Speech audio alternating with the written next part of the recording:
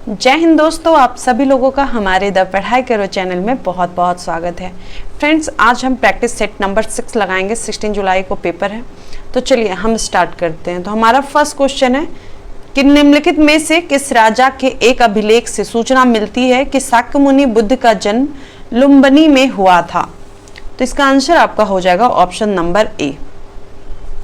अशोक से जो है ये पता चलता है कि रुम्बनदेई अभिलेख में, अशोक का अभिलेख है रुम्बनदेई जो नेपाल में है, उससे पता चलता है कि लुम्बिनी में भगवान बुद्ध का जन्म हुआ था। नेक्स्ट है कि जैन धर्म के आधारभूत बिंदु हैं। तो जैन धर्म के आधारभूत बिंदु है अहिंसा। ठीक है, वो अहिंसा जो है उनका सबसे मेन सिद्धांत है, और अहिंसा को पूर्ण रूप से बनाने के लिए जो है इन्होंने क्या किया, उनका जो नियम कानून है वो है कि संयम से चलना, संयम से बोलना, संयम से भोजन करना, किसी वस्तु को उठाने या रखने में सावधानी करना, और मल मूत्र त्याग में संयम बरतना। ये सब जो है जैन धर्म का है। नेक्स्ट है कि निम्नलिखित में से किस हिंद यवन शासक ने शीशे के सिक्के जारी किए थे।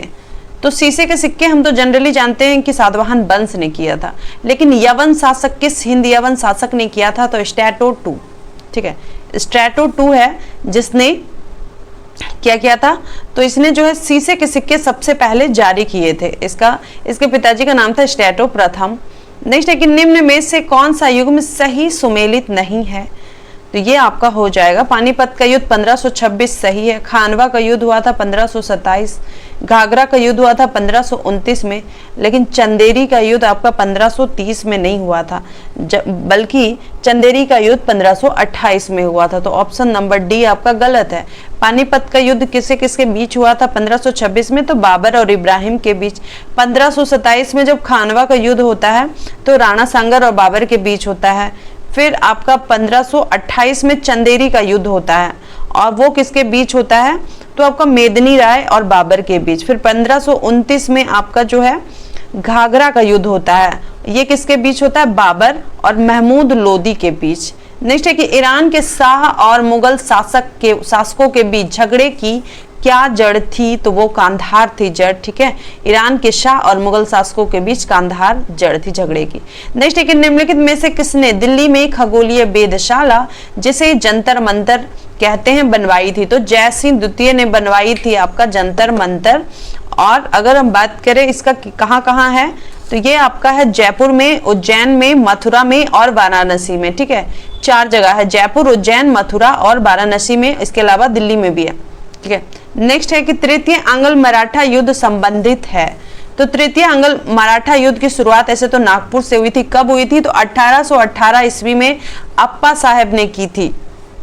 ठीक है, तो ये किससे रिलेटेड है, तो ये आपका लॉर्ड हेस्टिंग से रिलेटेड है। तृतीय आंग्ल मराठा युद्ध के समय कौन था, तो वो था आपका लॉर्ड हेस्टिंग्स। नेक्स्ट है कि जन गण मन पहली बार किस अवसर पर गाया गया था।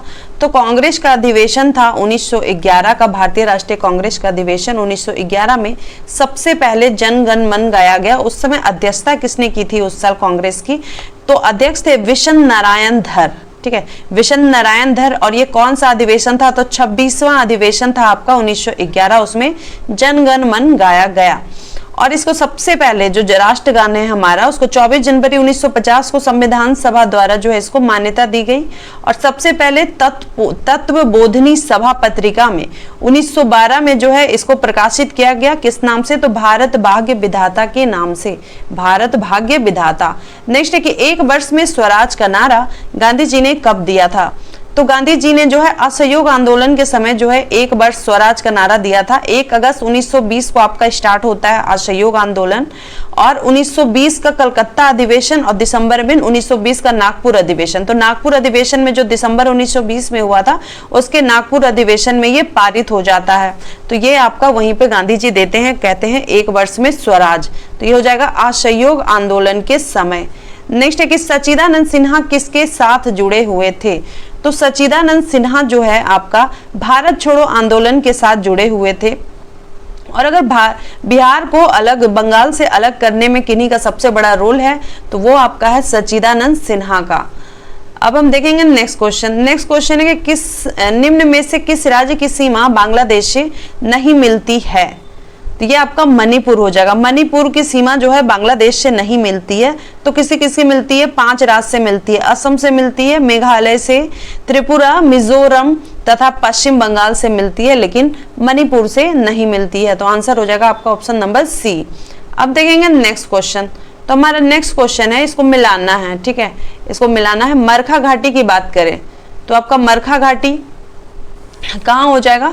तो मरखा घाटी आपका लद्दाख में है, ठीक है, यानी जम्मू कश्मीर हो जाएगा मरखा घाटी। जुको घाटी बात करें तो आपका जो है जुको और मरखा घाटी, जो एक बात है कि मरखा घाटी किसकी सहायक नदी का है, तो ये जास्कर नदी की सहायक नदी है मरखा नदी, ठीक है, और वहीं से आपका मरखा घाटी निकलता है, जहां पे आपके क्या है सबसे फेमस हेमिस नेशनल पार्क है। जुको घाटी आपका नागालैंड और मणिपुर की बॉर्डर पे है, जुको घाटी आपका नागालैंड पे है। सांगला घाटी, सांगला आपका जो है हिमाचल प्रदेश में, वहीं युथांग की बात करें तो ये सिक्किम में है, ठीक है। जो सिक्किम की राजधानी गैंगटोक है, वहां से आपका लगभग 150 किलोमीटर की दूरी पर है युथांग घाटी, और इस घाटी में फेमस है सिंगवा रोडोडेंड्रोन अभ्यारण्य स्थित है, ठीक है। इस घाटी में सिंगवा रोडोडेंड्रोन अभ्यारण्य है, जहां पे रोडोडेंड्रोन प्रजाति की वृक्ष और झाड़ियां पाई जाती है, ठीक है। और हॉट स्प्रिंग के लिए भी आपका युथांग घाटी फेमस है। सांगला घाटी आपका जो हिमाचल प्रदेश में है, और ये अपने मनमोहक वादियों के लिए जाना जाता है। तो इसका आंसर हो जाएगा आपका ऑप्शन नंबर डी। नेक्स्ट है कि निम्नलिखित में से कौन सा एक सुनियोजित राजधानी नगर नहीं है? तो इसका आंसर आपका हो जाएगा चंडीगढ़, तो बेंगलुरु नहीं है, ठीक है। चंडीगढ़ की बात करें तो चंडीगढ़ जो है उसको किसने, वास्तुकार उसका कौन था? तो ली कार्बूशियर ने बनवाया था, ठीक है, वो फ्रेंच था ली कार्बूशियर, इसने जो है चंडीगढ़ को बसाया था, उसका डिजाइन बनाया था। और भुवनेश्वर की बात करें तो जिसको टेम्पल सिटी कहते हैं या स्पोर्ट कैपिटल ऑफ इंडिया के नाम से भी जाना जाता है, तो उसको कॉनिग्स बर्गर, ठीक है, कॉनिग्स बर्गर ने जो है इसको बसाया था, आपका भुवनेश्वर का डिजाइन वगैरह वही बनाया था। वहीं अगर हम बात करें गांधीनगर का तो एच.के. मेवदा या पीएम आप्टे जो थे, पीएम आप्टे, उन्होंने जो है इसकी वास्तुकार यही थे, आर्किटेक्चर यही थे। नेक्स्ट है कि निम्नलिखित कथनों में से कौन सा एक सही नहीं है? तो पहला है कि महानदी का उद्भव छत्तीसगढ़ के पठार से होता है, तो ये सही है। दूसरा हो गया कि गोदावरी नदी का उद्भव महाराष्ट्र में होता है, तो ये भी सही है कि गोदावरी नदी का जो है उद्भव की बात करें तो आपका कहां से होता है? तो त्रंबकम पहाड़ी से होता है, ठीक है, नासिक के त्रंबकम पहाड़ी से इसका उद्भव होता है, और ये महाराष्ट्र, तेलंगाना, आंध्र प्रदेश और पुडुचेरी के यनम में बहती है। कावेरी नदी का उद्भव आंध्र प्रदेश में होता है, ये गलत है, कर्नाटक के ब्रह्मगिरी पहाड़ी, ठीक है, वहां से होता है आपका कावेरी नदी, तो ऑप्शन नंबर सी गलत हो जाएगा। डी है कि ताप्ती नदी का उद्भव मध्य प्रदेश में होता है, तो ये आपका सही है, ताप्ती नदी का उद्भव जो है मध्य प्रदेश में होता है। अब हम देखेंगे नेक्स्ट क्वेश्चन, सूची 1 को सूची 2 से मिलाना है। अगर हम बात करें बाढ़, तो बाढ़ आपका कहां पे सबसे ज्यादा आता है? तो बाढ़ जो है आपका हो जाएगा 15 का है बी, 3142। बाढ़ का हो गया उत्तर प्रदेश तथा बिहार के मैदान, ठीक है। भूकंप हो जाएगा, वो तो हिमालय के एरिया में आ जाएगा। सूखा सबसे ज्यादा मध्य पूर्वी भारत में पड़ता है, चक्रवात उड़ीसा के साइड में, या उत्तर प्रदेश तथा बिहार के मैदान, ठीक है, ऐसा उड़ीसा सबसे ज्यादा जाना जाता है। तो 15 का आपका आंसर हो गया ऑप्शन के हिसाब से ऑप्शन नंबर बी। अब देखेंगे नेक्स्ट है कि निम्नांकित में से कौन भारत का सबसे पुराना जल शक्ति उत्पादन केंद्र है? तो ये है 1897 में दार्जिलिंग में निर्मित सिद्रापोंग जल विद्युत केंद्र, जो भारत का ही नहीं बल्कि एशिया का सबसे पहला जल विद्युत केंद्र है, ठीक है। और ये किस नदी पे? तो शिव समुद्रम, इसलिए आपका आंसर हो जाएगा ऑप्शन नंबर डी। शिव समुद्रम पे जो सिद्रापोंग जल विद्युत केंद्र है वो एशिया का सबसे पहला, भारत का तो है ही, साथ ही एशिया का सबसे पहला जल विद्युत केंद्र है। नेक्स्ट है कि इनमें से कौन सी खरीफ फसल नहीं है? तो देखते हैं, धान, मक्का, जो चना, चना जो है आपका खरीफ फसल है, ठीक है, खरीफ फसल पूछा ना, खरीफ फसल नहीं है, चना आपका रबी फसल है, तो आपका आंसर हो जाएगा चना। खरीफ फसल की बात करें तो ये बुआई होता है जून जुलाई में, और इसकी कटाई होती है अक्टूबर नवंबर में, ठीक है। इसमें आपका बाजरा, ज्वार, मक्का, चावल, दलहन, ये सारा आ जाएगा आपका खरीफ फसल में। अब देखेंगे नेक्स्ट क्वेश्चन, ऑपरेशन फ्लड का संबंध किससे है?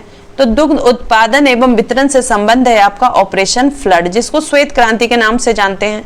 श्वेत क्रांति की शुरुआत की बात करें तो 1970 में हुआ था, डॉक्टर वर्गीस कुरियन ने किया था, ठीक है, उन्हीं को श्वेत क्रांति का जनक कहा जाता है। और लगभग 2024 तक ये लक्ष्य है भारत का कि 300 मिलियन टन दूध के उत्पादन का लक्ष्य, और दूध में अभी भारत जो है पहला नंबर पे चल रहा है।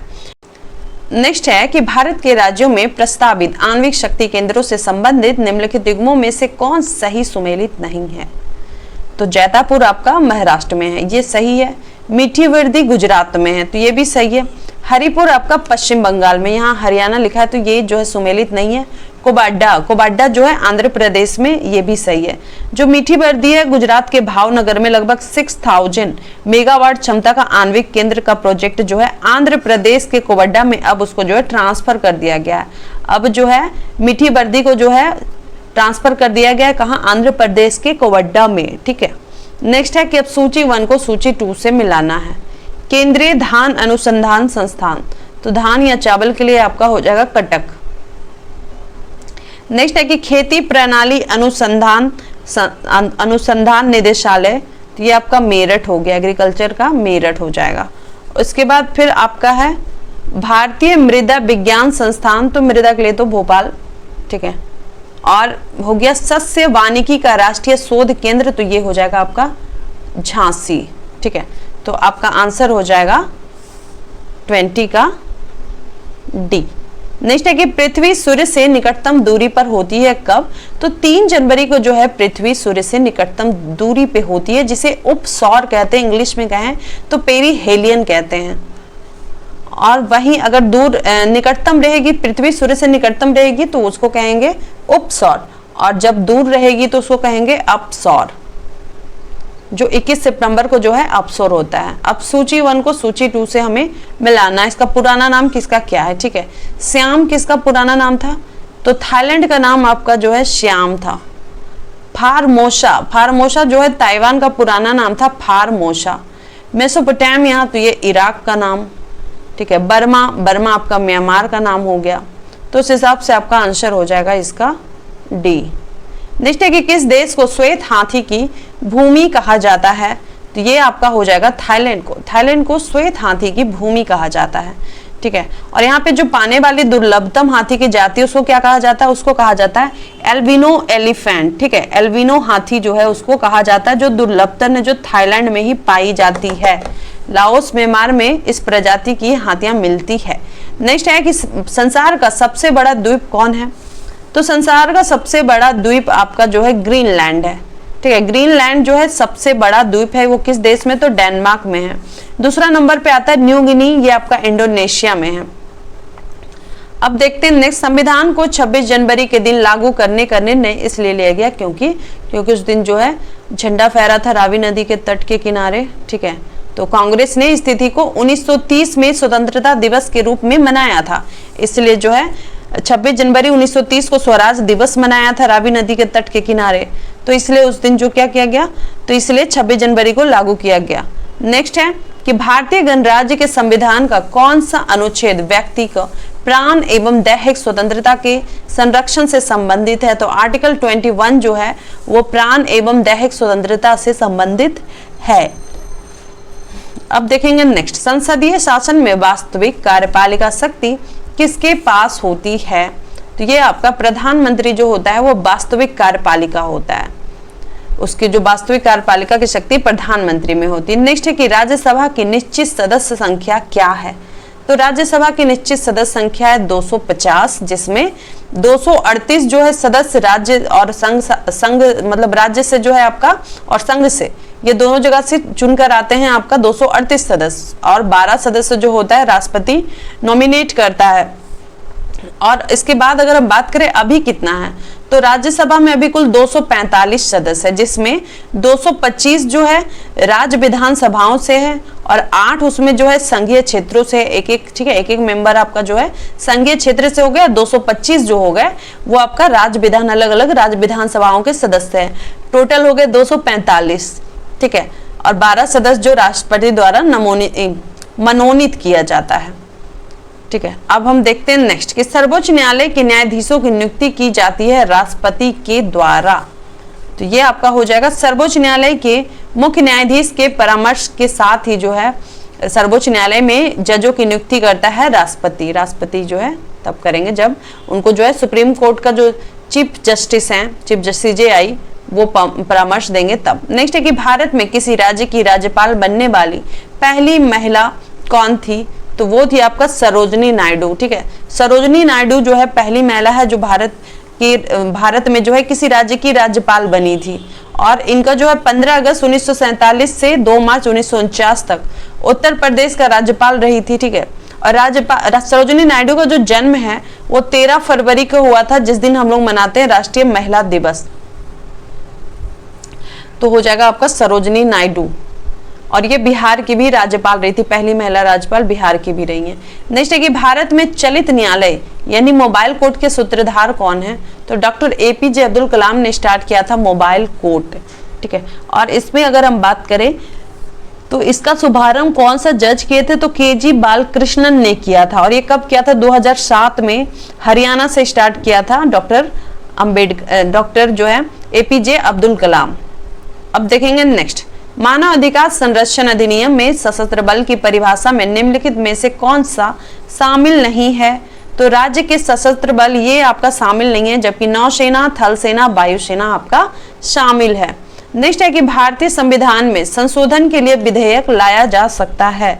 तो संशोधन के लिए विधेयक आपका या तो लोकसभा में या राज्यसभा में लाया जा सकता है भारतीय संविधान के संशोधन के लिए।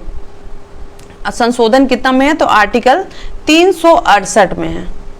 नेक्स्ट है कि पंचायत समिति के सदस्य, तो पंचायत समिति के सदस्य जो है प्रत्यक्ष रूप से जनता द्वारा निर्वाचित किए जाते हैं आपके पंचायत समिति के सदस्य। अब देखते हैं नेक्स्ट, आंतरिक सुरक्षा अकादमी स्थित है। तो ये माउंट आबू में स्थित है। ठीक है, राजस्थान के माउंट आबू में स्थित है आपका आंतरिक सुरक्षा एकेडमी। अब सबसे लंबा जीवित वृक्ष कौन सा है? तो सबसे लंबा जीवित वृक्ष है आपका सिकोया। सिकोया जो है सबसे लंबा जीवित वृक्ष है। और ये कहाँ पाया जाता है? तो अमेरिका का जो है नॉर्थ कैलिफोर्निया में पाया जाता है। नेक्स्ट है कि द रोड अहेड पुस्तक के लेखक हैं। तो बिल क्लिंटन लिखा हुआ, ये गलत है। ठीक है, बिल गेट्स हो जाएगा। नेक्स्ट है कि सवाना घास का मैदान कहाँ पर पाया जाता है? तो सवाना घास का मैदान आपका अफ्रीका में पाया जाता है। अफ्रीका के केन्या, तंजानिया में सबसे ज्यादा ये पाया जाता है। नेक्स्ट है कि किसान क्रेडिट कार्ड योजना का आरंभ किया गया था किस वर्ष में? तो ये किया गया था 1998-99 ईस्वी में जो है आपका किसान क्रेडिट कार्ड योजना का प्रारंभ किया गया था। नेक्स्ट है कि योजना अवकाश की अवधि का संबंध है। तो 1967 से 69 के बीच जो है कोई भी प्लानिंग नहीं हुआ था, कोई भी योजना नहीं हुआ था, इसलिए योजना अवकाश कहा जाता है। पहला जो अगर हम बात करें कि चौथा पंचवर्षीय योजना जो है 69 तक चला था। ठीक है, सॉरी, चौथा पंचवर्षीय योजना जो है 69 से स्टार्ट होता है। तीसरा पंचवर्षीय योजना 66 में खत्म हो जाता है। और 3 साल जो है ये कुछ भी नहीं हो पाता है।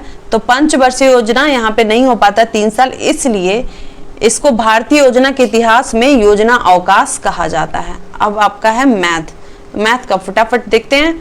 41 का आपका आंसर हो जाएगा ऑप्शन नंबर बी। आप लोग टेलीग्राम में जाके इसका क्वेश्चन देख सकते हैं, वहां से आप बना लीजिएगा मैथ का। नेक्स्ट है कि 42, तो 42 का आंसर हो जाएगा आपका डी 71.61%। 43 की बात करें तो 43 का आपका आंसर हो जाएगा ये सी। ठीक है, नेक्स्ट है 44, तो 44 का आपका आंसर हो जाएगा ऑप्शन नंबर सी। 45, तो 45 का आंसर हो जाएगा आपका ऑप्शन नंबर सी।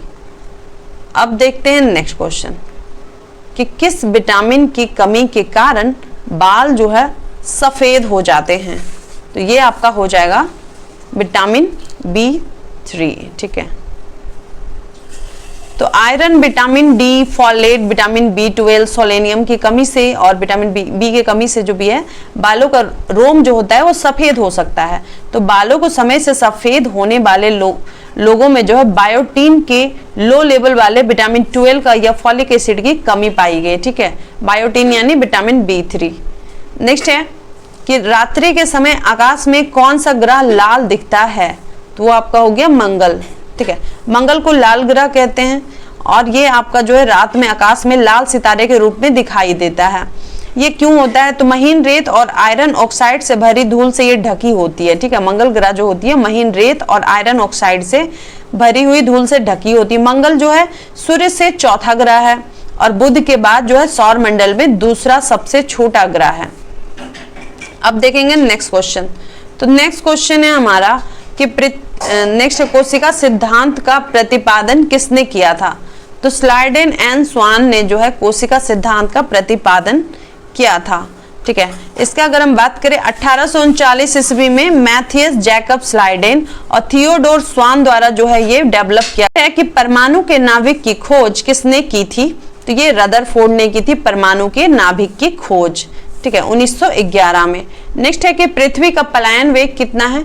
तो पृथ्वी का पलायन वेग है आपका 11.2 किलोमीटर पर सेकेंड। ठीक है, ये आपका पृथ्वी का पलायन वेग क्या होता है कि जब कोई वस्तु को जो हम इतना स्पीड से या इतना इसे भेजते हैं कि उस पर गुरुत्वाकर्षण जो है, जो गुरुत्वाकर्षण फोर्स है, गुरुत्वाकर्षण बल, वो उससे बाहर हो जाए। ठीक है, तो वो होता है पलायन वेग।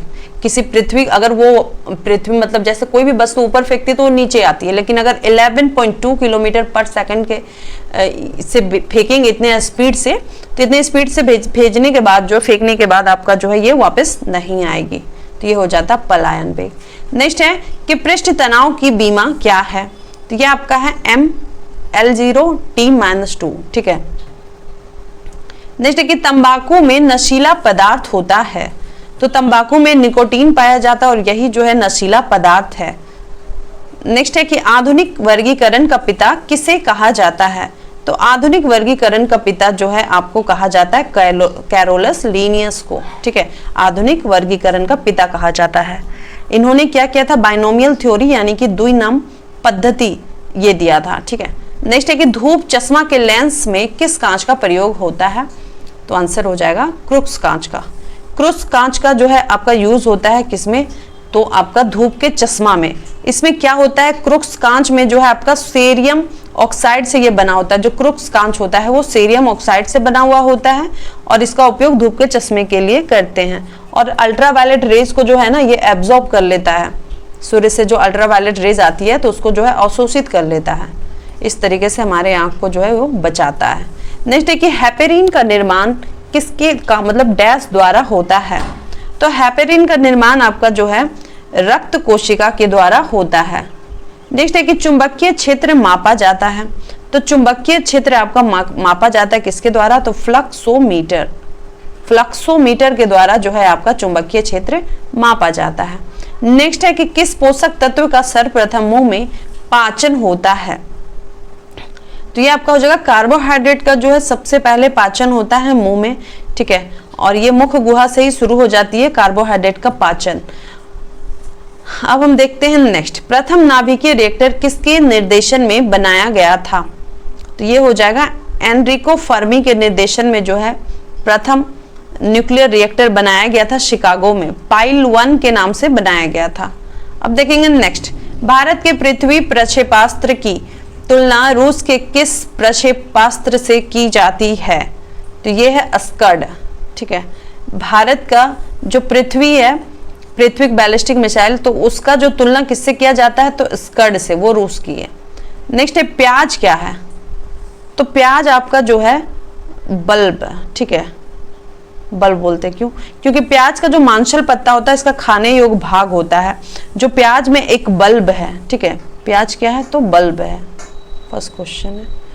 अब देखते हैं नेक्स्ट कि एक चिकना आनत तल क्षैतिज के साथ थीटा कोण पर आनत है, जैसा कि दी गई आकृति में दिखाया गया है।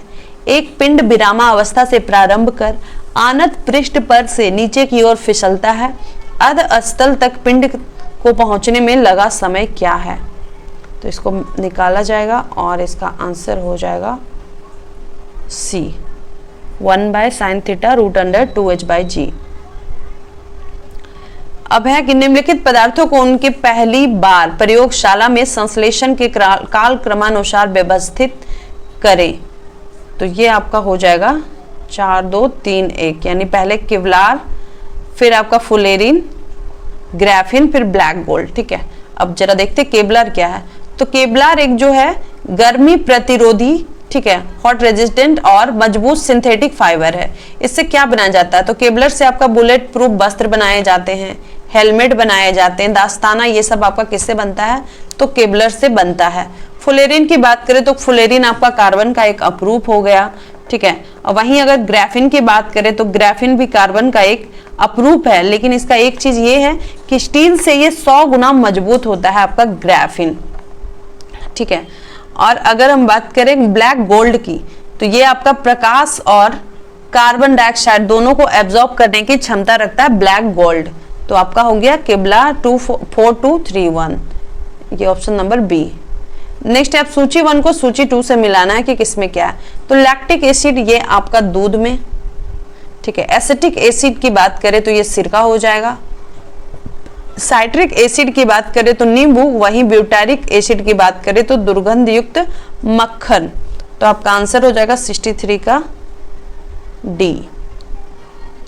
नेक्स्ट है कि लार निम्न में से किसके पाचन में सहयोग करती है। तो वो स्टार्च के पाचन में जो है लार मतलब उसमें जो है सहयोग करती। लार में 2 एंजाइम होते हैं, टाइलिन और लाइसोजाइम। टाइलिन जो होता है स्टार्च को माल्टोज में चेंज करता है, ठीक है। टाइलिन क्या करता है, स्टार्च को यानी मंड को या स्टार्च को जो है माल्टोज में चेंज करता है। और माल्टेज नामक एंजाइम क्या करता है, माल्टोज को ग्लूकोज में चेंज कर देता है, ठीक है। पहले टाइलिन से स्टार्च में कौन चेंज कर रहा है, यहाँ पे टाइलिन जो है स्टार्च को माल्टोज में चेंज कर रहा है, और माल्टेज जो है माल्टोज को ग्लूकोज में चेंज कर देता है। तो लाइसोजाइम क्या होता है, तो उसके साथ जो हम जब भोजन करते हैं और उसमें जो हानिकारक बैक्टीरिया आता है उसको नष्ट करने का काम करता है लाइसोजाइम। नेक्स्ट है कि विटामिन ई का महत्वपूर्ण स्रोत निम्नलिखित में से कौन है। तो गेहूं अंकुर का तेल जो है सबसे महत्वपूर्ण स्रोत है विटामिन ई का, ठीक है। अब हम देखेंगे नेक्स्ट, हाल ही में किस केंद्रीय मंत्री ने डिजिटल माध्यम से श्रीनगर में स्वामी रामानुजाचार्य की प्रतिमा स्टैचू ऑफ पीस का अनावरण किया। तो 66 का आपका आंसर हो जाएगा option number D, Amit Shah ने किया। ये स्टैचू ऑफ पीस क्या है, तो स्टैचू ऑफ पीस जो है श्रीनगर में आपका बना हुआ है, रामानुजाचार्य की प्रतिमा बनाई गई है जिसे स्टैचू ऑफ पीस नाम दिया गया। रामानुजाचार्य ये वैदिक दार्शनिक थे और समाज सुधारक थे, इसलिए इनकी प्रतिमा बनाई गई है श्रीनगर में रामानुजाचार्य की, और उनका नाम दिया गया स्टैचू ऑफ पीस। नेक्स्ट है कि किस देश के प्रधानमंत्री रानिल विक्रमसिंघे ने अपने इस्तीफे का ऐलान कर दिया। तो ये हो गया, तो ये आपका श्रीलंका हो जाएगा। नेक्स्ट है कि हाल ही में खबरों में रहे मेराज अहमद खान किस खेल से जुड़े हुए हैं। तो ये आपका जो है शूटिंग से जुड़े हुए हैं आपका मेराज अहमद खान। अब देखेंगे नेक्स्ट क्वेश्चन। तो हमारा नेक्स्ट क्वेश्चन है कि किस भारतीय अर्थशास्त्री को विश्व बैंक का मुख्य अर्थशास्त्री नियुक्त किया गया है। तो वो आपके हो गए इंद्रमीत गिल। अब देखेंगे नेक्स्ट कि 13 एक्सप्रेसवे वाला देश का पहला राज्य निम्न में से कौन बन गया है। तो उत्तर प्रदेश है जो 13 एक्सप्रेसवे वाला देश का पहला राज्य बन गया है, ठीक है। अब देखते हैं नेक्स्ट, हाल ही में खबरों में रहा चाबहार बंदरगाह किस देश में स्थित है। तो ये आपका जो है ईरान में स्थित है चाबहार बंदरगाह, ठीक है। चाबहार बंदरगाह आपका ईरान में स्थित है, और ये क्या है, तो मध्य एशियाई क्षेत्र के लिए जो है वाणिज्यिक केंद्र है, ठीक है। चाबहार दिवस पे जो है बंदरगाह, नौवहन, जलमार्ग मंत्रालय ये सब जो है आपका भाग लेने किया गया था। मुंबई में एक सम्मेलन में इसका जो है आयोजित किया गया था, उसका नाम था IPGL, Indian ports global limited. Chabahar को डेवलप करने के लिए मुंबई में एक सम्मेलन आयोजन किया गया था। नेक्स्ट है उत्पादन और क्षेत्रफल की दृष्टि से भारत की तीसरी सबसे महत्वपूर्ण खाद्य फसल कौन सी है। तो वो आपका है ज्वार, ठीक है। उत्पादन और क्षेत्रफल की दृष्टि से भारत की तीसरी सबसे महत्वपूर्ण खाद्य फसल है ज्वार। नेक्स्ट है कि साइरस मिस्त्री जिनकी 4 सितंबर 2022 को एक कार दुर्घटना में मृत्यु हो गई, किस भारतीय बहुराष्ट्रीय समूह के ये पूर्व अध्यक्ष थे। तो टाटा ग्रुप के थे, ठीक है। टाटा ग्रुप के थे आपके साइरस मिस्त्री जो आयरलैंड के थे, ठीक है। भारतीय मूल के थे लेकिन ये आयरिश थे। तो इनका जो है मृत्यु हो गया था 4 सितंबर 2022 को कार एक्सीडेंट में। तो ये जो है टाटा ग्रुप के पूर्व अध्यक्ष थे। नेक्स्ट है कि कौन सा देश यूनाइटेड किंगडम को पीछे छोड़ते हुए विश्व की 5वीं सबसे बड़ी अर्थव्यवस्था बन गई। तो ये हमारा इंडिया। नेक्स्ट है कि भारतीय स्टेट बैंक ने किस शहर में स्टार्टअप के लिए अपनी पहली शाखा शुरू की है। तो ये आपका है बेंगलुरु। बेंगलुरु में जो है एसबीआई ने अपना स्टार्टअप के लिए जो अपना पहला ब्रांच वहां खोल दिया है। नेक्स्ट है कि सद्भावना दिवस भारत के किस पूर्व प्रधानमंत्री की जयंती के रूप में मनाया जाता है? तो ये राजीव गांधी है। राजीव गांधी की याद में जो है ये जयंती मनाया जाता है सद्भावना दिवस। नेक्स्ट है कि भारत सरकार द्वारा किस लोक नृत्य को यूनेस्को की अमूर्त सांस्कृतिक विरासत सूची में शामिल करने के लिए नामित किया गया है? तो गरबा। ठीक है, गरबा को जो है भारत सरकार द्वारा शामिल कर लिया गया। इससे पहले दुर्गा पूजा को शामिल किया गया था अगर फेस्टिवल की बात करें तो। एससीओ के रक्षा मंत्रियों की वार्षिक बैठक किस देश में आयोजित की जाएगी? तो ये आपका हो जाएगा उज्बेकिस्तान। ठीक है, उज्बेकिस्तान के ताशकंद में जो है ये आपका जो है एससीओ का रक्षा मंत्री का बैठक हो चुका है अब। नेक्स्ट है कि भारत के किस राज्य में पहली बार जनजातियों पर ज्ञान कोश के 5 संस्करण जारी किए गए हैं? तो ये आपका हो गया उड़ीसा। उड़ीसा में जो है जनजातियों के ज्ञान कोश के 5 संस्करण जारी किए गए हैं। अब देखते हैं नेक्स्ट, वर्ष 2020 के दादा साहेब फाल्के पुरस्कार से किसे सम्मानित किया गया है? तो इस बार जो है आशा पारेख को 2020 में जो दादा साहेब फाल्के पुरस्कार हुआ था उसमें सम्मानित किसको किया गया था? तो आशा पारेख को किया गया था। अब देखेंगे नेक्स्ट क्वेश्चन है कि कन्वर्जेंस पोर्टल संयुक्त रूप से किन 2 मंत्रालय द्वारा लॉन्च किया गया? ठीक है, तो ये आपका है कृषि मंत्रालय और खाद्य प्रसंस्करण उद्योग मंत्रालय के द्वारा जो है आपका कन्वर्जेंस पोर्टल संयुक्त रूप से लॉन्च किया गया। अब देखेंगे नेक्स्ट क्वेश्चन। नेक्स्ट क्वेश्चन है कि पर्यावरण मंत्रियों के राष्ट्रीय सम्मेलन का उद्घाटन किस राज्य में किया जाएगा? तो ये हो जाएगा आपका गुजरात में। ठीक है, गुजरात में जो है पर्यावरण मंत्रियों का राष्ट्रीय सम्मेलन का उद्घाटन किया गया। नेक्स्ट है कि टेली मानस पहल किस स्वास्थ्य सेवा से जुड़ी एक पहल है? तो मानसिक स्वास्थ्य से रिलेटेड है आपका टेली मानस पहल, और ये 24/7 जो है अपना सर्विस देगी और 20 राज्यों और केंद्र शासित प्रदेशों में ये स्टार्ट की गई। नेक्स्ट है कि स्टेप फास्ट नून का संबंध किससे है? तो स्टेप फास्ट नून का संबंध है परमाणु युद्ध अभ्यास से। ठीक है, नाटो के साथ जो है रूस का जो है किसके साथ, उत्तरी अटलांटिक जो ट्रीटी हुआ नाटो के साथ, वो स्टेप फोर्स नून नामक एक परमाणु अभ्यास ये दोनों मिलके करेंगे। ठीक है, उत्तरी अटलांटिक और ये। ठीक है, तो आपका आंसर हो जाएगा परमाणु युद्धाभ्यास। नेक्स्ट है कि अंतर्राष्ट्रीय सौर गठबंधन के अध्यक्ष और सह अध्यक्ष के रूप में किसे चुना गया है? तो भारत को जो है अंतर्राष्ट्रीय सौर गठबंधन के अध्यक्ष और सह अध्यक्ष किसको? तो फ्रांस को, भारत और फ्रांस। नेक्स्ट है कि केंद्रीय खेल मंत्री ने खेलो इंडिया यूथ गेम्स 2022 का लोगो लॉन्च किया। इस गेम का आयोजन किस राज्य में हुआ? ठीक है, तो 86 का आंसर हो जाएगा आपका मध्य प्रदेश के भोपाल में हुआ था खेलो इंडिया यूथ गेम्स 2022, जिसमें केंद्रीय खेल मंत्री अनुराग ठाकुर और एमपी के जो मुख्यमंत्री हुए शिवराज सिंह चौहान, उन्होंने जो है इसकी मेजबानी एमपी कर रहा था। तो ये जो है उस समय वहां पे मतलब इनॉग्रेशन किए थे। ठीक है, नेक्स्ट है कि किस संस्था ने केंद्रीय उत्पाद शुल्क और सेवा कर समझौता आयोग की स्थापना की है? तो वो है CBIC।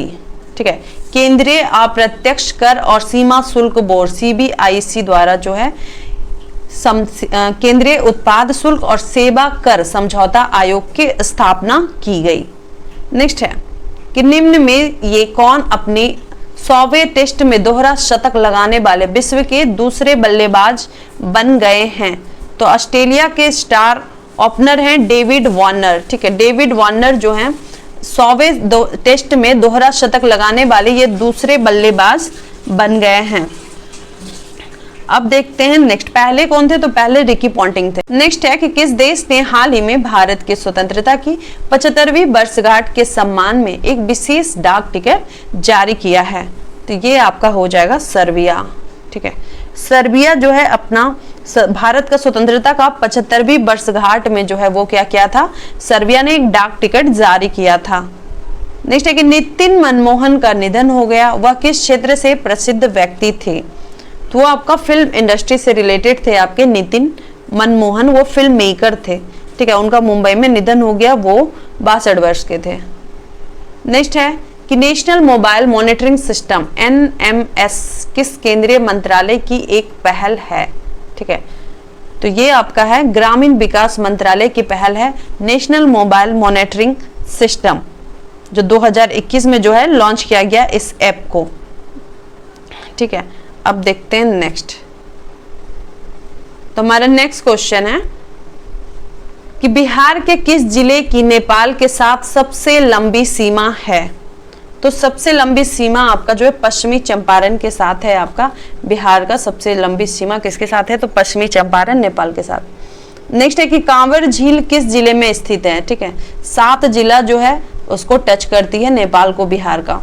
कांवर झील किस जिले में स्थित है? तो कांवर झील कहें या कांवर ताल कहें या कनवार ताल कहें या कांवर ताल। ठीक है, तो ये जो है आपका बेगूसराय में, ये मीठे पानी का एक उथली हुई झील है बेगूसराय। नेक्स्ट है ककोलत झरना किस जिले में स्थित है? तो ककोलत झरना जो है बिहार के नवादा जिले में आपका स्थित है और ये लगभग 150 से 160 फीट ऊंची है और यहाँ जो है सालों भर पानी जो है ठंडा रहता है। नेक्स्ट है कि निम्न में से कौन बिहार कोकिला के नाम से विख्यात है? तो ये आपकी विंध्यवासिनी देवी। ठीक है, विंध्यवासिनी देवी जो है वो बिहार की कोकिला के नाम से विख्यात है और उनको 1974 में जो पद्मश्री भी मिल चुका है। नेक्स्ट है कि दक्षिण बिहार में प्रवाहित होने वाली गंगा की सबसे लंबी सहायक नदी कौन है? तो ये आपका है सोन नदी। सोन नदी जो है दक्षिण बिहार में प्रवाहित होने वाली गंगा की सबसे लंबी सहायक नदी है सोन नदी। सोन नदी की अगर लंबाई की बात करें तो 202 किलोमीटर। ठीक है, बिहार राज्य में सोन नदी की लंबाई, ये बिहार राज्य की बात हो रही है, तो इसमें 202 किलोमीटर बिहार में। इसकी सहायक नदी कौन कौन है? तो गोपद है, रिहंद है, कनहर है और उत्तरी कोयल है। नेक्स्ट है कि 33वीं east zone athletics championship 2022 Bihar का उसमें स्थान कौन सा है? तो ये आपका हो जाएगा ऑप्शन नंबर B2। ठीक है, 33वीं east zone athletics championship 2022 Bihar का स्थान है ऑप्शन नंबर 2 यानी 2।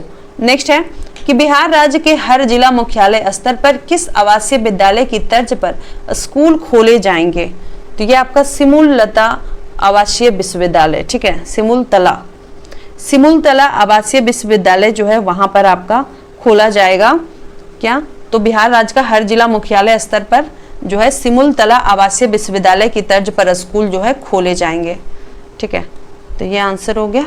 अब नेक्स्ट देखते हैं कि बिहार में कितने नए कोर्स स्टूडेंट क्रेडिट कार्ड योजना के दायरे में लाए जाएंगे? तो 87। ठीक है, नए कोर्स कितने स्टूडेंट क्रेडिट कार्ड योजना के दायरे में लाए जाएंगे? तो 87 नए कोर्स। अब देखते हैं नेक्स्ट है हमारा कि साहित्य अकादमी अनुवाद पुरस्कार बिहार के किस साहित्यकार को मिलेगा? तो ये आपका हो जाएगा डॉक्टर रत्नेश्वर मिश्र को मिलेगा। ठीक है, साहित्य अकादमी अनुवाद पुरस्कार मिल चुका है बिहार के किस साहित्यकार को? तो डॉक्टर रत्नेश्वर मिश्र को।